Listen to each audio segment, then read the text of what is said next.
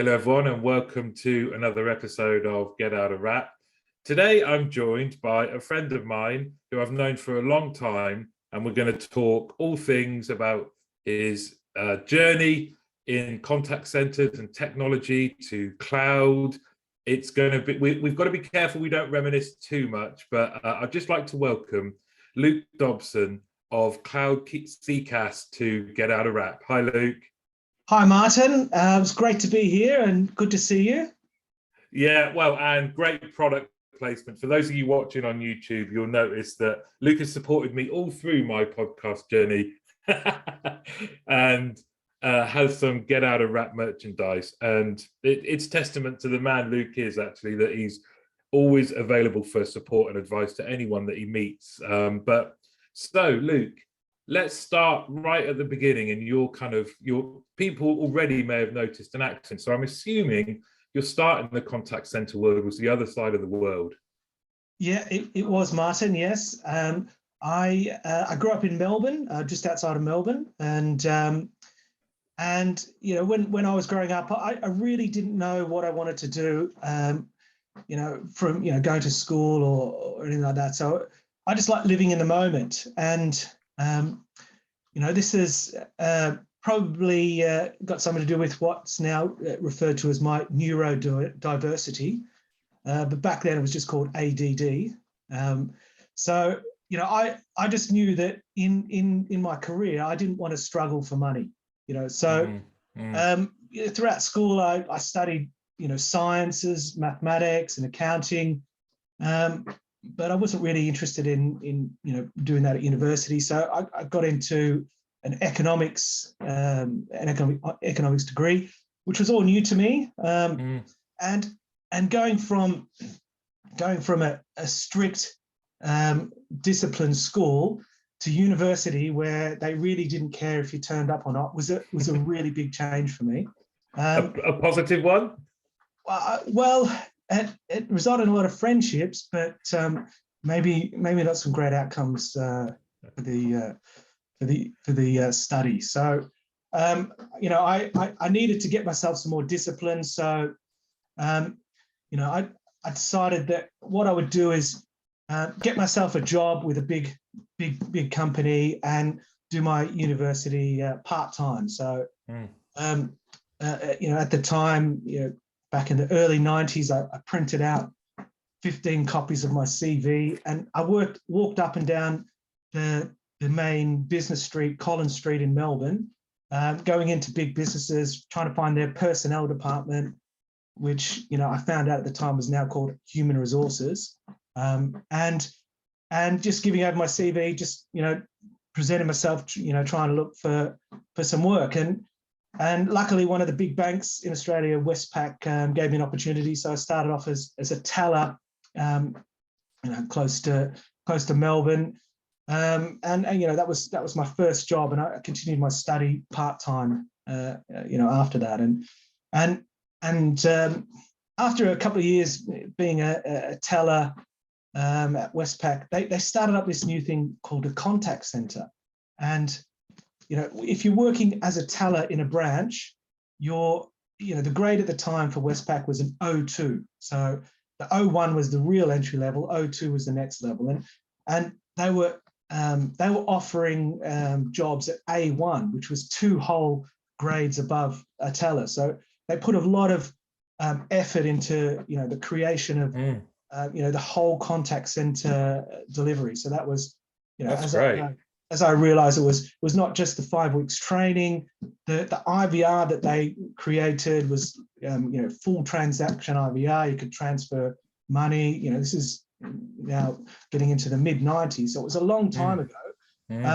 And just the quality of the people and the training was just excellent. And that's very progressive, isn't it? It was. And what had happened is a lot of the staff had come over from Citibank, and all of the principals, Citibank in the US, applied in their Australian operation, were then brought over to Westpac. So it was very progressive. And they a couple of years after that, they also started internet banking as well. So it was a really progressive organization. But like most contact centers, agents want to get off the phones. Whether it's some sort of training session or whatever, you're thinking about your long-term prospects, and team leader wasn't really the right option for me. I was more interested in the technology side of telecoms, and luckily an opportunity came up in Sydney, and as I said, I was based in Melbourne, and put myself forward, interviewed, and then got the job. And I didn't know anyone in Sydney, so luckily the bank still had some apartments that they would lease out to people moving around. So I got a discounted apartment, moved up there, and it was away I went. And the Sydney call center was 24/7. So there was always people. It was maybe 200 staff working there, and there was always someone finishing and going to the pub. So it was easy to make friends, and also I've heard you talk about it as well, where if you're moving somewhere new, you play football. Well, that cricket is that game for me, and it was another way to build lifelong friendships, which I still have now. And it was a great experience, and I'd always had a calling to travel. I spent a couple of years there. I got to become telecoms manager there, but I always wanted to travel, and that sense of adventure to see the rest of the world brought me to the UK in the early 2000s, and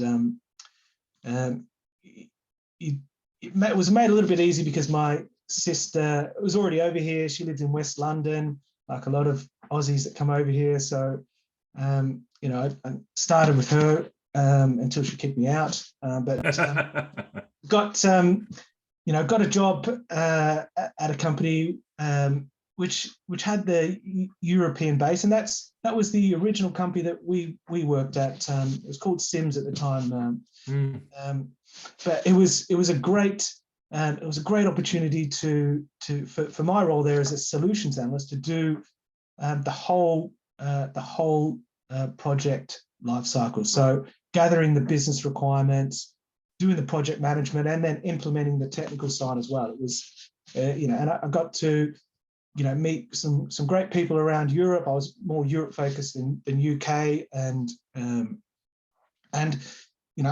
I do like to travel a lot, and what I found, and I'm sure you've had the same experience when you're in Turkey, is that when you're working with people, you just connect at that different level to just compared to just going to a place as a tourist, and you really get to understand how the people operate, and what it's like to be Turkish or to be Italian or whatever that is. You get to see all the kind of their rhythms and their energy. You're technically you're in a building and you're doing work, and that building could be anywhere, but you're right. It's a whole different level. I'm really interested. There's a lot there. I'm really interested though in there might be people listening who are agents who want to follow the same route you went down. Yeah. So to start with telecoms and then branching out to the whole solution, the whole technological solution for contact centers. What would you say they should do? What did you learn about your progression? Because it sounds seamless, but I imagine it wasn't always. Yeah, you look back on it and it looks like it was all planned, but at the time, I was just very interested. When I was an agent, I was very interested in the technology side. So I just wanted to find out more about it. So I'd got access to some telecoms manuals and read some of those. So I talked to different people about it. So it's one thing to really one thing that I look back on is if you've got a goal, really investigate what it means to reach that goal. So if there's other people who are in that role or have achieved that role or whatever that is, then, what was it like? Did they enjoy it? Was it what they thought it would be? And so that's one of the things I would really focus on, and it helps if you've got really good people to mentor you. And, mentoring doesn't have to be formal. It can just be, you ask people questions, you put yourself in the right conversations, and you just put yourself out there to find information. And if you're going to be helpful to people, then more than likely they'll be helpful to you as well. I love that. And so let's go back. You're now at Sims, which then became Affinion International. Yeah. And it's gone on to have other names, but that's where our paths first crossed. Yeah. And I think the first time we met each other was I think I was already in Turkey, but I think you'd gone out before me. But then when I started kind of living there, I can remember you, and Serkan was your point of contact in backup, wasn't he? But I always thought the initial impression straight away was you're positive and friendly, and just that everyone kind of warmed to you, and nothing seemed like, because there was lots going on there, wasn't there? A hell of a lot going on, lots of projects, lots of challenges, and sometimes a lot of drama and emotion and real pressure. But I always thought you always seemed very calm and very positive. Is that just innate or something that you've developed? I've always been like that, Martin, and it's I don't know where it comes from, but it's just something that I find natural. I think being empathetic to people is just something that I just it just comes naturally to me. So but you still have to be genuinely interested in people to get the best out of that. I always remember just people going, "We've got to do this, and it has to be in at a certain point. I'm being told it can't be done," and you're just very, okay, well, let's see what we can do, just with a smile on your face. And it tended to diffuse some high energy situations, let's say. Yeah, and it is really important, whilst people might think that you might have a long list of things you need to do. If you can just take a level head and just focus on what is really essential to do, because focusing on essential focuses you on what you need to do rather than a long list of backlog or changes that you might need to make. So that's something that I definitely focus on in my work. Focus on what's really needed and why it's needed. And I think just having, if you can be calm and confident, it does rub off on other people as well, and can make other people more comfortable and confident in what you're doing. And as well as Istanbul, you travelled all around Europe and were exposed to different working cultures. And how long did you stay at Affinion after that? So I actually, there was a little bit before I met you. So I left. That's like the most important thing. When did you meet me? Yeah, sorry, I cut out a whole part of your history there. That's all right. I can feel it. So Affinion got sold off, and I stayed with Travelport. There's a lot of moving, and then I decided it was time to leave the UK after 5 years, and so I went traveling around the US and Australia, and settled back into Australia. But there just wasn't the job market at the time, and then I applied for a job back in the UK with Betfair, online gambling company, and so I had a couple of interviews remotely, and then traveled back to the UK for final interview and then got the job and then started as the telecoms manager there. And it was at Betfair. This is back in 2007. It was an amazing place to work in terms of the quality of the people there. Some of the people, some of the engineers that you sit next to had written books on telescopes or, Python software development, and they even had someone whose job title was mathematician. So it was just a That's great. very interesting thing. And one thing that was quite one thing that stood out there was the contact center was probably 150 agents, and there was always a focus on the contact center becoming more efficient, more effective. But the contact center agents, were on 1/5 or 1/4 of the wage of the developers, and there was no real focus on a consistent,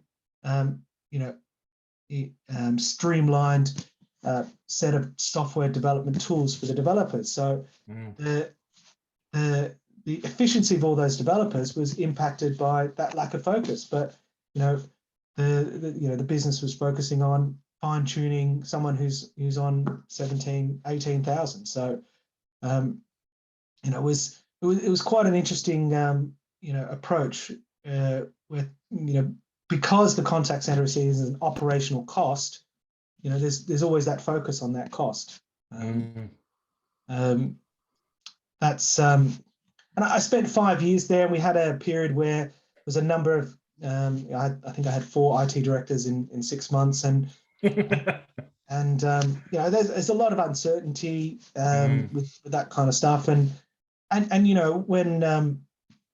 when new people come in, they always want to put their own stamp on there, and often whatever you've done in the past is not is not always as relevant as what's going to happen in the future with their new approach and all that sort of stuff. And at the same time, that's when I got the call from our from Affinion Gerard, and so I went back and worked on I think it was a cost optimization and the contact center consolidation project, and then he convinced me to go permanent as a director there, looking after contact center solutions and the European IT service side of things. So that was I really going to Turkey, going to all those different places. It was a real. I still look back at that as the best permanent job that I had. It was just it was lots of changes put in place, lots of value added, all that sort of stuff. But similar to I guess the reasons around you leaving, there was a whole load of changes, and the organization's goals no longer match mine. So I went back to running my own business, and I moved from the first time I had my own business. I was a contractor. I had that. I had a business, but I'm a contractor. But then I switched to running my own business. So thinking about, it's not just one client, it's multiple clients. It's not just something which is a day rate. It's around adding value, switching to delivery rather than just activity. So and that was that was going really well, and I was working in for a travel client, right at about the time the pandemic hit, and it was it was a bit of a struggle through the pandemic, and with my normal network and clients just pulling back on all their spending. So it was you just got to work through this, lean on your network, make sure you're putting yourself out there, and just slowly crept back up to back to pre-COVID levels, and it also allowed me to be available for probably the most rewarding project of my career, and that was migrating London Ambulance's 999 contact centre last year. So it was it was, and that's kind of where I am at now, and just the number of conversations I'm having around cloud contact center projects, and maybe organizations have gone to the cloud as part of the pandemic, but aren't really getting the right value out of it. Maybe they're still running some systems in parallel. Maybe they're struggling with getting the sign off for additional projects, whatever that is. And the activity around that cloud contact center discussions is really picked up throughout this year for me, and so that's why I've just started CloudCCaaS to help organizations navigate their way to the cloud or fine tune their existing cloud contact center solution. Is that what you're seeing then? Because that's really interesting. It definitely tallies with a lot of the conversation I'm having, or what people are asking me, is I think everyone has a very base level of understanding of what the cloud contact center is. Mm-hmm. Those that get it, I guess, want to make sure that it's doing everything they hoped it would. Yeah. What are you seeing in terms of cloud integration? And then CloudCCaaS for you is to solve what problem and fill what gap? Yeah. So firstly, there's a mixture. So if you've got an organization which were forced pretty much to go into a cloud contact center solution in the pandemic, because their legacy on-premise system didn't provide that remote capability, then they haven't gone through that robust process to select the best solution to make sure it meets all business requirements. So maybe you've got the channels, but you don't have workforce optimization included. You might not have the PCI security or compliance, call recording, whatever that is. So then that's thinking about fine tuning that for the next step. And then you've got organizations that just haven't don't have that trust. Maybe they're unable to properly explain to their information security team about the benefits of cloud contact center. It's quite often the information security team and the rest of the organization is speaking two different languages. So it's important to understand, to kind of translate between those two things.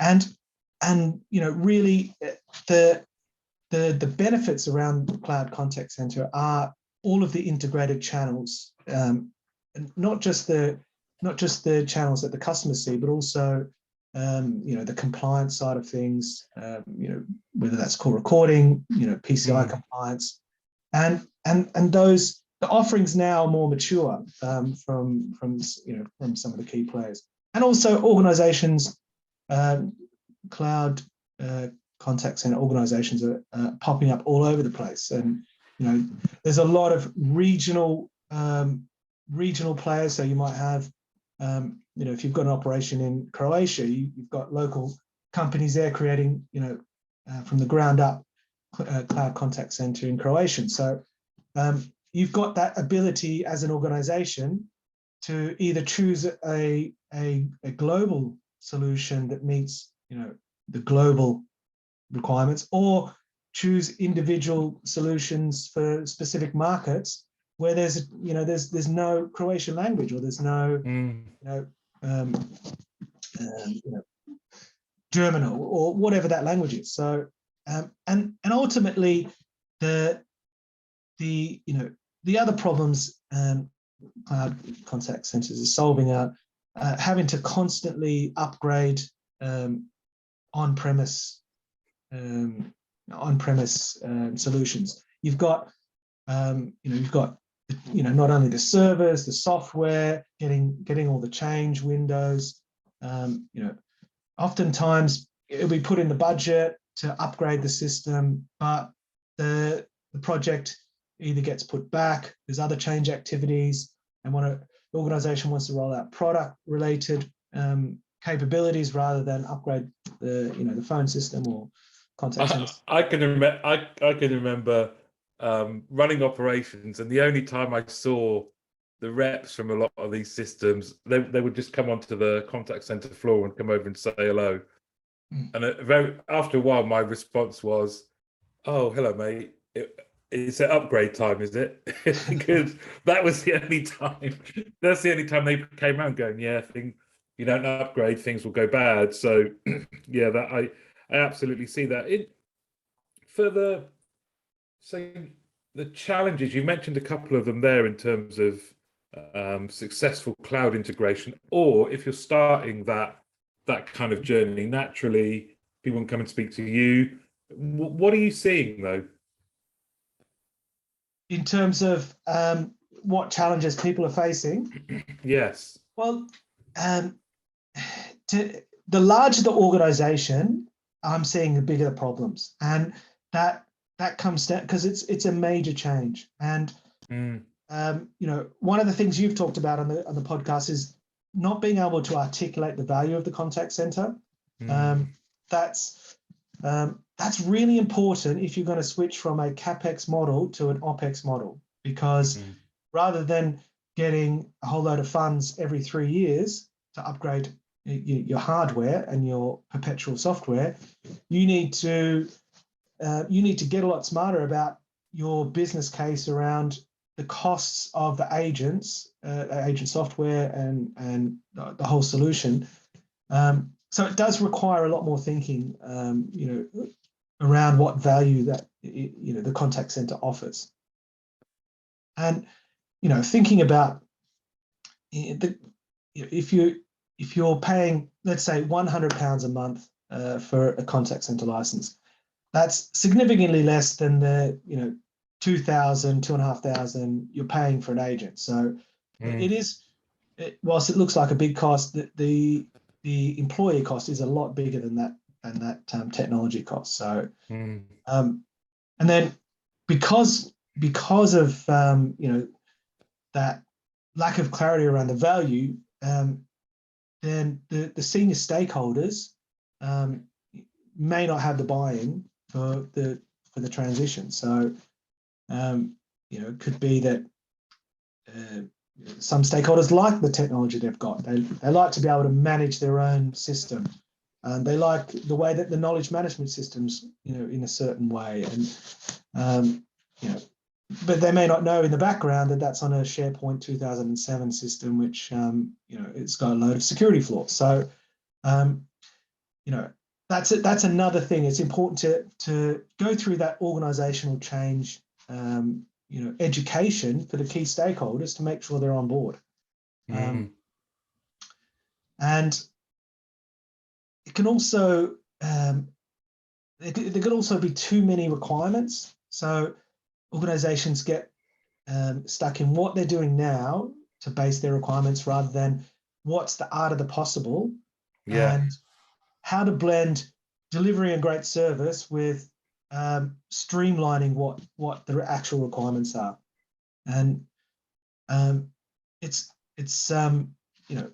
having too many requirements and solutions or projects not meeting those requirements, I've seen is a big cause of delays in projects.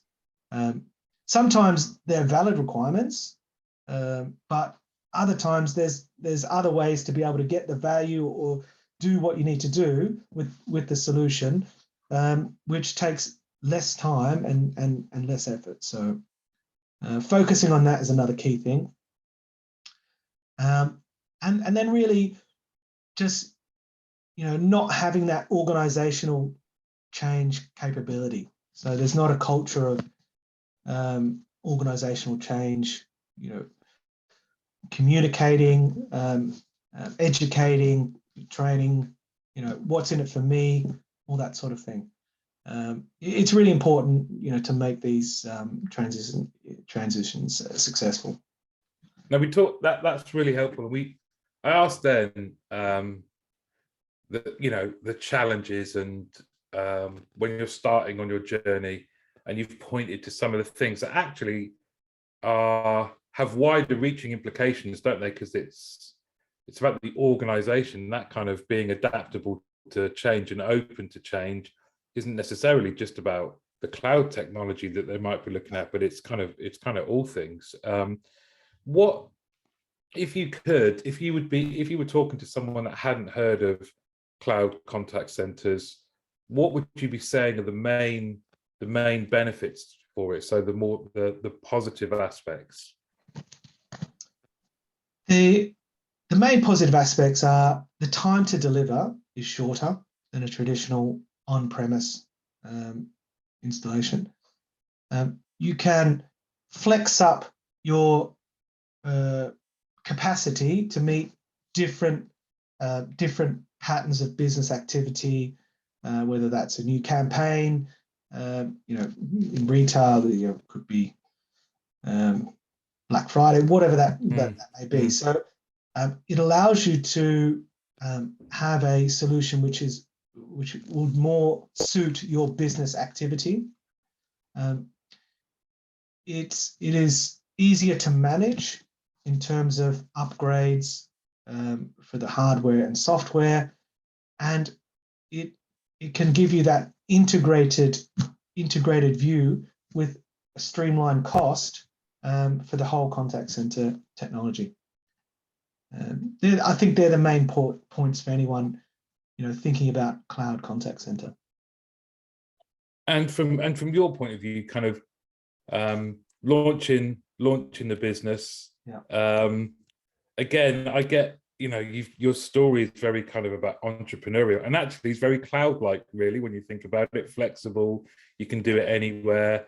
What are you hoping to achieve with CloudCCaaS?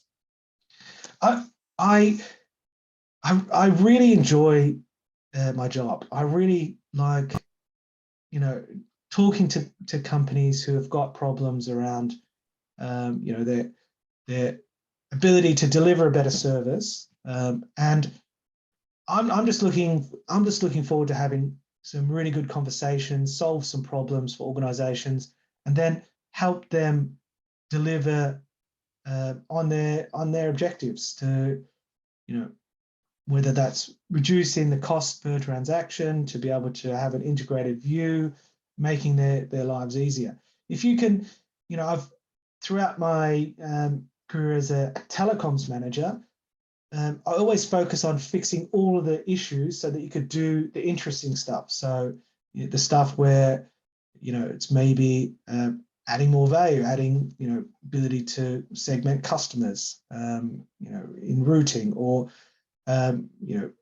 deliver better value in terms of negotiating contracts and all that sort of stuff. So it's a lot easier, to manage a cloud contact center solution. So, that's what I'm looking to help organizations so that they can then free up their time to focus on the value add. They know what the most important things are for their organization, and they can focus on those rather than, focusing on fixing issues or whatever that may be. I love that. I just want to check something that I often say, I want to talk to an expert and check it's right, is when people ask about the cloud, whereas previously on-premise solutions, you could be in a small to medium contact center where you're run on a shoestring, and you would look at that capability that was offered and think, well, never in a million years are we we're going to get that. We've still got the A team building a tank out of nuts and bolts and a hay bale, whereas the cloud, is it more accessible in that cost isn't so prohibitive, and that it's open to more people, more areas of our industry. Is that right or wrong? That is correct, Martin, because there is, with with the traditional CapEx model, there's a barrier to getting started, and that's a big chunk of money to get the right solution. Then you've unless you've got some people who are internally that are up to speed with the latest in the market, can give you the good advice. It's difficult to know, is that the right solution for you, for the long term.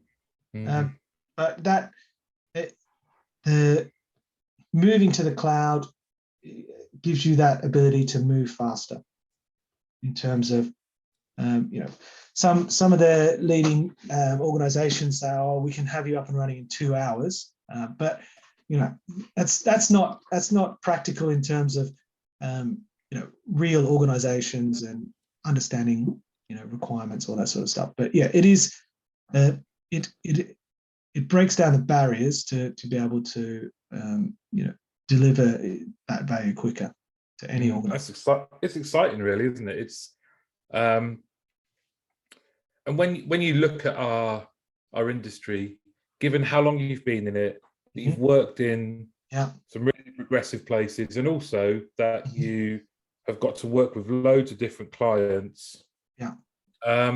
What's your overall kind of view of our industry at the moment?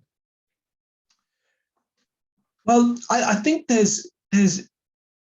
don't think there's one thing that can capture the whole industry. I think there's some companies that do things really well, and I was listening to your recent podcast, from HomeServe, and they're clearly doing the right things to create a better customer outcome. And then there's organizations that are kind of in the middle, which are doing some good stuff. Maybe they've hampered by internal challenges, whatever that may be. And then I think there's organizations that are doing things badly, and I think the top talent in the industry will gravitate towards the better organizations, and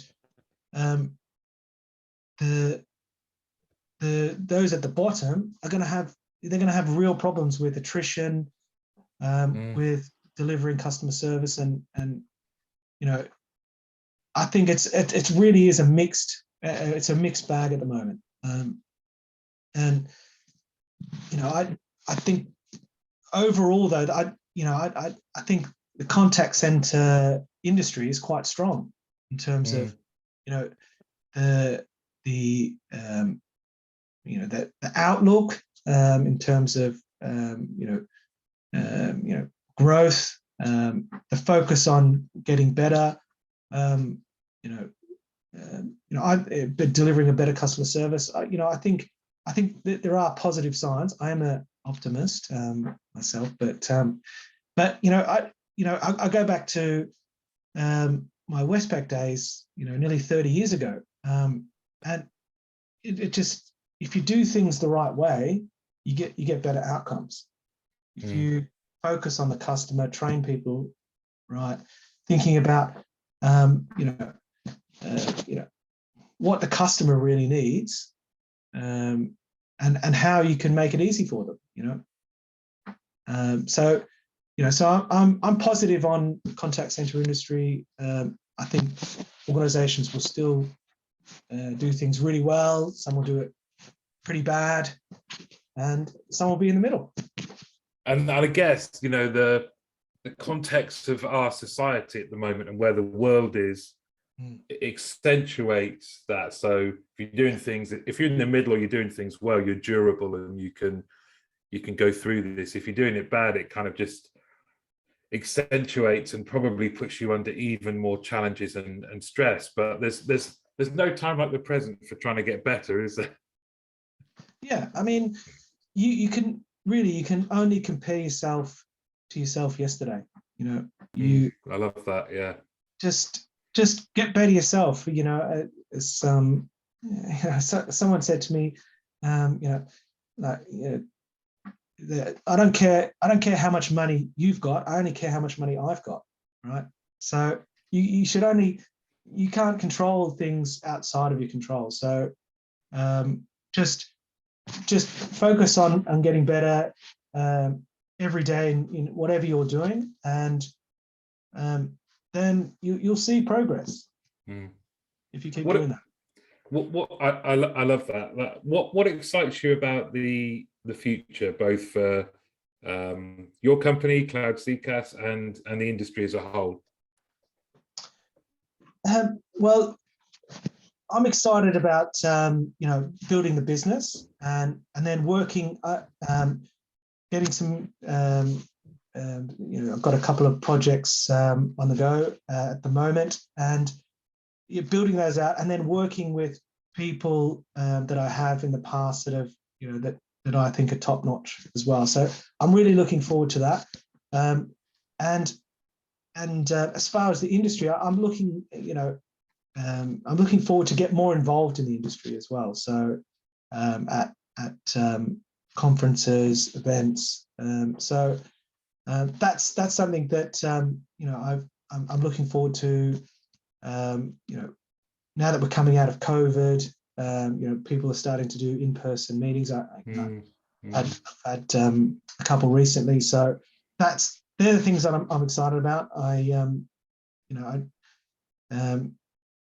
miss. I don't like working from home all the time. I like the hybrid approach where you've got, you work from home, but you're also meeting people.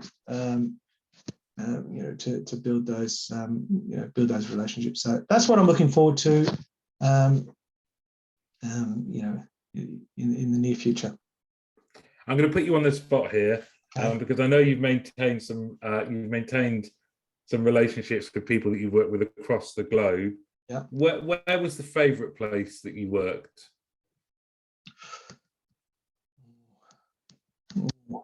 That's a good one. I would probably say, that's a tough one. I'll probably say Milan, Italy. And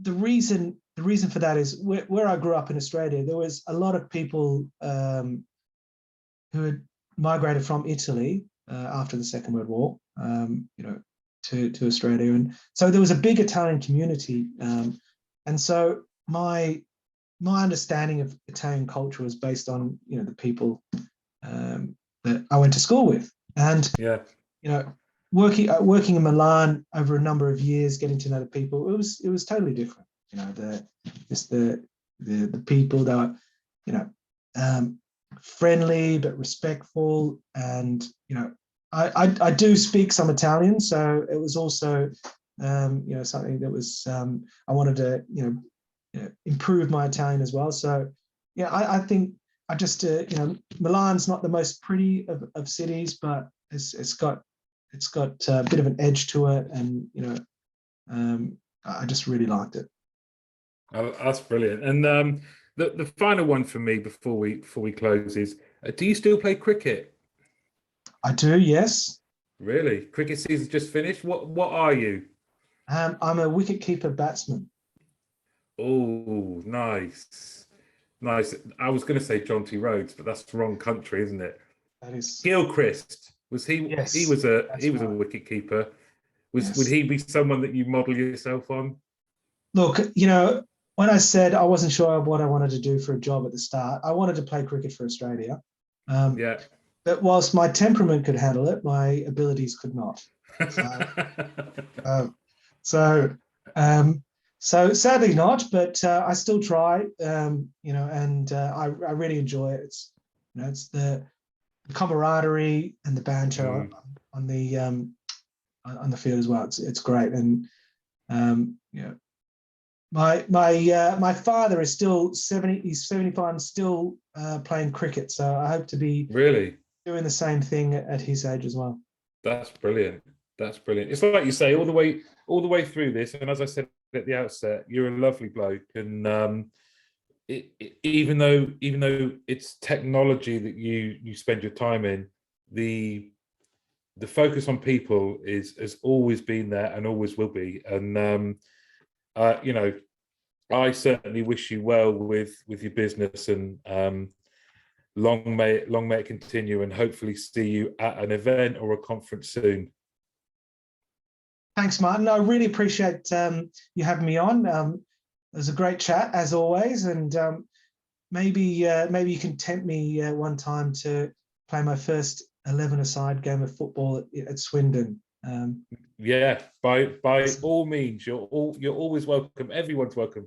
You don't have to have played in a quarter-final of the World Cup. We have people that can barely kick the balls. It takes all sorts. And I still wouldn't mind having a game of cricket. It's been a hell of a long time since I last played cricket. I played at university, actually. We did this thing where I was in the football team. Every university's team, sports team, played the other teams at their sport, and then we kind of totaled the overall winners. So you'd play hockey, rugby, cricket, and we played cricket, and their fast bowler was signed for a county, and he was only allowed to bowl one ball of his over at anywhere near his maximum speed. And I have to say, it was utterly terrifying. Yes. Just the 5 other balls were equally frightening. Yeah. When he bowled one, I shouted over to him saying, was that the one? And he said, oh no. Yeah. You would know from football that the step up in quality for the people who are great at any sport is just it's mind blowing. Whether that's cricket, football, boxing, whatever it is. It's just you can tell if you're in that sport. So it's a joy to watch, as long as you're not at the other end when it just feels like you're going to die. Yes. Luke Dobson, thank you so much. It's been brilliant to catch up again. Thanks, Martin. Yeah, that's great, and hopefully see you soon. Definitely. Bye-bye, my friend. Okay.